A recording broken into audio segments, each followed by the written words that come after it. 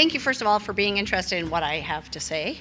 I have been, my name is Nancy Sabatini. I'm WSETT Certified Level 3. I have been in the wine industry for about 15 or so years. Worked for Mainstreet Wines and Spirits. We are an independently owned, family-owned bottle shop, if you want to say, full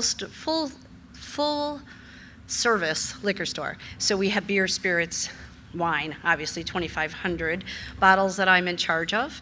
I have a lot of different experiences. We do a lot of tastings, we do a lot of stuff.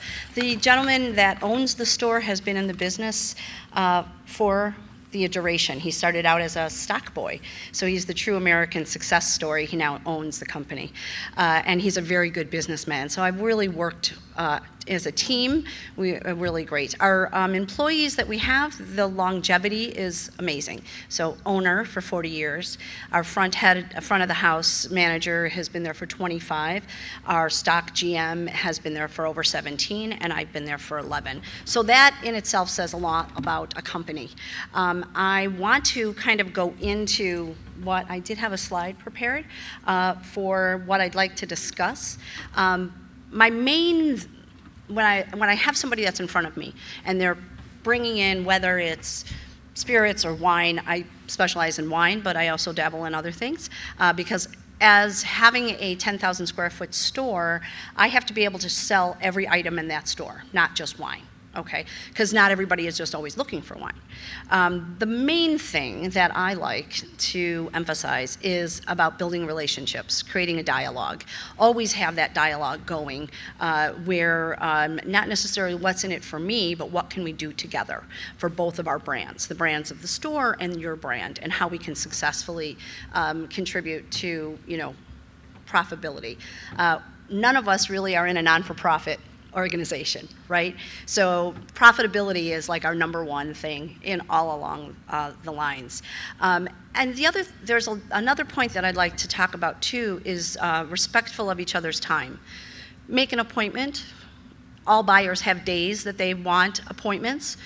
Find out what those appointments are, like those days. And don't show up, if it's on a Tuesday, don't show up on a Thursday, right? And just introduce yourself or whatever. Try to come on those days that, like I take all appointments on Tuesdays. And I like to do all of my wine tasting and buying on Tuesday because then we get deliveries on Wednesdays and Fridays. So we all have a schedule. It's not like I drink wine every day. I do drink wine every day, but it's not like I have appointments every day. So that's really an important thing. Just be time conscious. Be prepared when you show up, and make sure that you show up on time. We all have busy schedules. My time is just as important as your time. So I really would emphasize on that. When you do show up, be organized, be prepared. Illinois has a very interesting pricing schedule, kind of thing. We don't have to tell you what our prices. You as suppliers and importers do not have to tell publicly what your prices are, right? So that's always something that you have a baseline, but always make it value price ratio. Don't come in and have me taste a wine that I think I could sell to my clients for $15 and your price to me is $30, okay? I know blood, sweat, and tears go into making wine, and it's really important for a business, but you have to know your market. What will that be? With the opportunity to have 2,500 bottles on the shelf, I have a wide variety, right, from all over the world. So my set changes on a weekly basis. It really does. And I'm always looking for what's the next trend. But at the same time, I have to know my market, right? I have to know what my customers are willing to spend and buy. We are more of a destination store where it's not like your local liquor store. I am on the floor 5 days a week, and I'm always there selling, and people really know how I do it. And I take a very personal approach. Since we've been there for 40 years, there are generations of shoppers. We're very lucky that we have loyal shoppers.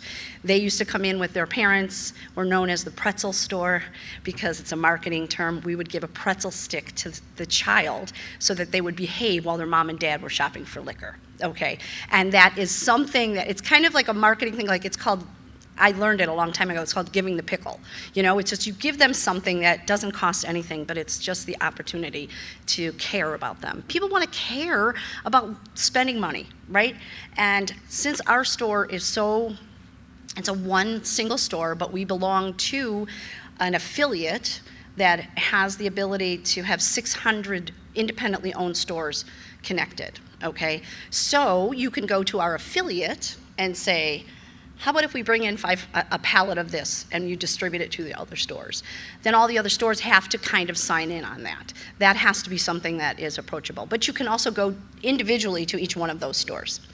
So it depends on where you want to situate your market. Is basically what that is. But since we are that one store, we are a neighborhood store, and people will come back and come back because we make them feel good about giving us their money.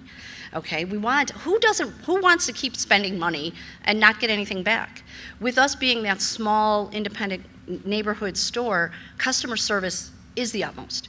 And that goes back to my first point about relationships. You know, what are you going to do for me? How are you going to support your brand once I get it on the shelf? Are you just going to be like, you bought it, now it's up to you to sell it?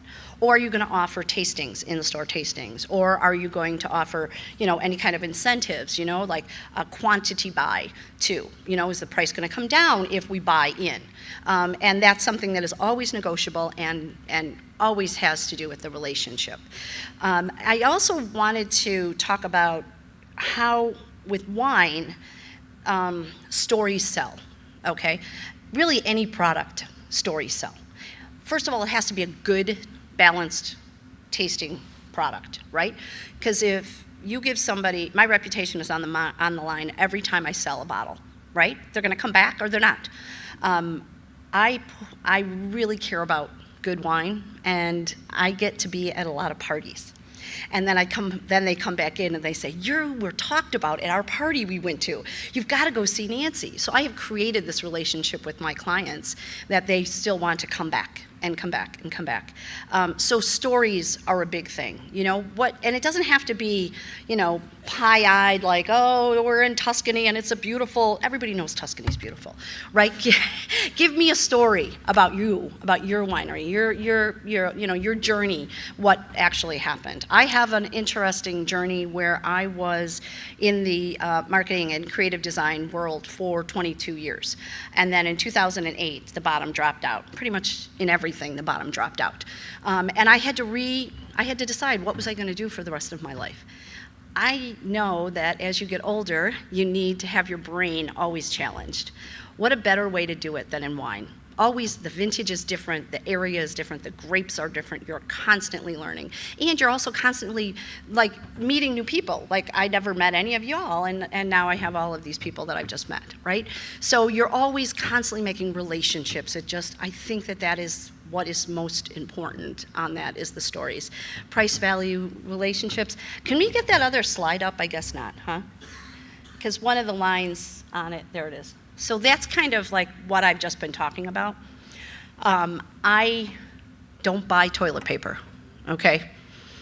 Big box stores buy wine and toilet paper. They want to know the Nielsen numbers and all this stuff. Granted, I look at numbers too. Again, I said we're not in the nonprofit, right? We are profitable companies. But they don't play on me as much. And also, they also look for large quantities. I don't have to look for large quantities. I can feature smaller producers, little esoteric ones. I have this one wine that it's coming in, actually, hopefully it's there today. I've been waiting for it. It's highly allocated. It's Occhiapinte. It's from Sicily, Ariana Occhiapinte. She was featured last year on Stanley Tucci's when he was doing his first season of that. Her cousin lives in LaGrange, which is the suburb that is 5 minutes away from my house. And so it all comes full circle, one way or another, going back to, relationships. So I don't look at it as though I'm buying toilet paper. I really want to have a connection with the people. I work with 40 different vendors, so I pretty much know all of them. And, willing to go and have lunch with them or talk about their children or how things are, so to get to know them very much. So that's kind of like my MO. That's what I'm kind of doing. I think that a lot of this stuff is pretty rudimentary and basic, but I think that we forget about it. I think that coming out of the pandemic, we either got kinder or we got harder. And I'd like to go to the kinder part because we're all in this together.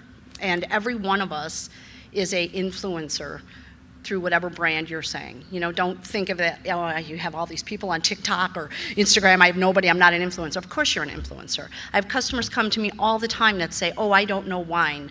And I said, but you know what you like? Yes? Okay, then tell me about it. So again, going back to that story. So that's kind of everything. That I hope I didn't rush through anything, or if you understood the points or whatever. I know there's a lot of stuff downstairs that y'all want to get down to and taste and meet them.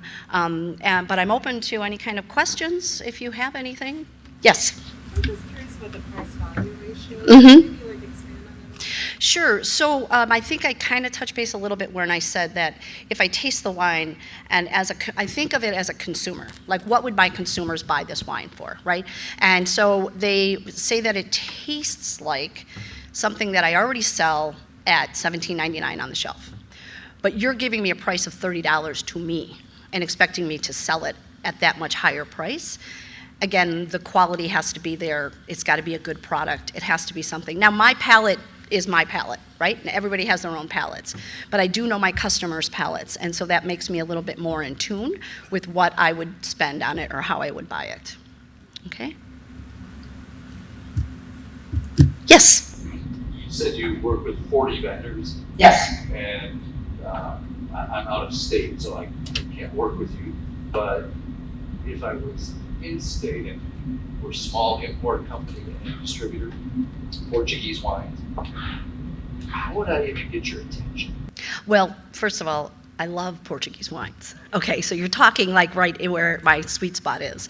I've had the opportunity to go to Portugal twice, and before I went the first time, all we had was ports. We didn't even have a still section. And when we came back, I was like, oh no, we have to have a still section. And now I have 22 still Portuguese wines on my shelf. So I built that up because of that. But it was the relationships, it was going there, it was being with the producers, seeing where these wines come from. So it would, yeah, and Portuguese wines are so, talk about value driven. You get so much in the bottle for what you pay. And I think that that can also be a deterrent. Like if you look at Oregon Pinot Noirs, okay? Priced up here. They have always been priced up here. This is where they set their boundaries, and it made it somewhat unattainable, but at the same time, it's the elite that they wanted to go after. With Portuguese and Spanish wines, those prices are so reasonable that people are like, well, this can't taste good. It's only $11, right? But with somebody behind it like me, I could do it on the floor. And I'm open. Email me. Always. I'm open, again, to look and to help. I like to work with smaller importers and distributors. Well, I don't directly work with importers, but the distributors. I do like to work with the smaller ones because they're willing to give back more. They're willing to, and give back, I don't mean product or money or anything at all, just support, support that brand. And so, yeah, so that would be the way to do it, is just, I'm really open, and I think that I'm also an unusual buyer because I'm very honest. Either I tell you it'll work in our set or it won't, right off the get-go, right? Because we're all in this together. Go on to the next customer and you sell them that, right? I'm gonna go over here, or vice versa. So I think that is important also, to think about that some buyers aren't that nice. I've been told. I've been told that, but I choose to do it the other way. Yes? Well, kind of a follow-up to what he asked. If you really wanted to be that 48th spot, is the process come to the store, get your business card, then introduce yourself electronically or, busy schedule? Obviously, if you're that 41st supplier, you don't know that Tuesday is ordered Right. until you know it's Yeah. So how do you that place? Well, I've had a lot of people email me and ask for appointments. Sometimes what they'll do is they'll add on, electronic is really the way to go because then I have time to sit down and look through, either you attach your portfolio and to make a decision on whether your wines will fit into our store or not, and just be honest with you. I answer 98% of my emails. I'm unusual. I'm like, everybody now is on this, right? So you can get everybody. Doesn't mean you necessarily need to get everybody, you know? There's still work hours. I had a supplier, I had a distributor twice now contact me at 6:30 a.m. Text me. Why? What? Why? You're up having coffee. That doesn't mean I'm up having coffee, right? So, and I had to tell him my hours are between 9 and 6. You can text me anytime, but there has to be boundaries set. And that goes back to that relationship, and that goes back to your respect for your time on both sides.